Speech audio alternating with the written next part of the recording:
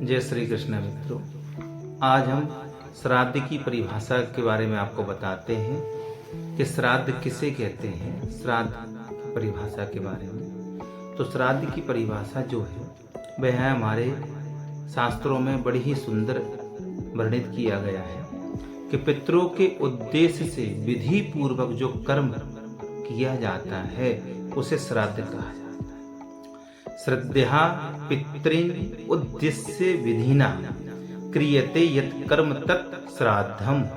श्रद्धा से ही श्राद्ध शब्द की निष्पत्ति होती है। श्रद्धार्थमिदं श्राद्धम श्रद्धया कृतं संपादित मिदम।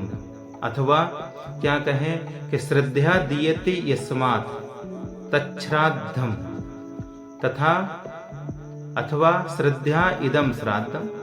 अपने मृत पितृगण के उद्देश्य से श्रद्धा पूर्वक किए जाने वाले कर्म विशेष को श्राद्ध नाम से संबोधित किया गया है। इसे ही कहते हैं, पितृयज्ञ भी कहते हैं, जिसका वर्णन मनुस्मृति में है और अन्य धर्म शास्त्रों में है, पुराणों में है और वीर मित्रोदय में है, श्राद्ध और कल्पलता में है, श्राद्ध तत्व में है, पितृदयाता में है, आदि अनेक ग्रंथों में मिलता है।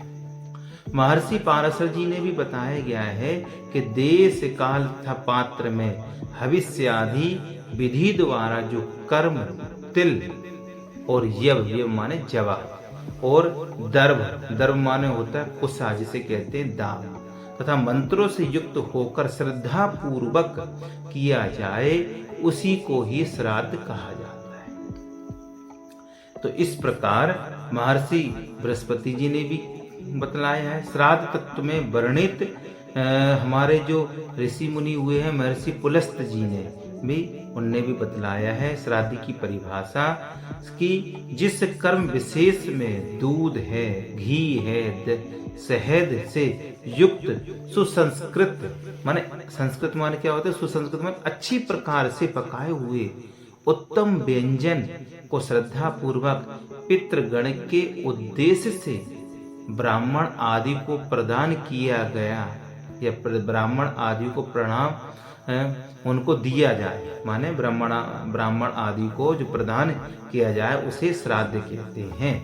इसमें श्लोक भी दिया गया है कि संस्कृतम व्यंजनाद्यम च पयो मधु घृतान्वितम श्रद्धया दीयते यस्मात् श्राद्धम तेन निगद्यते।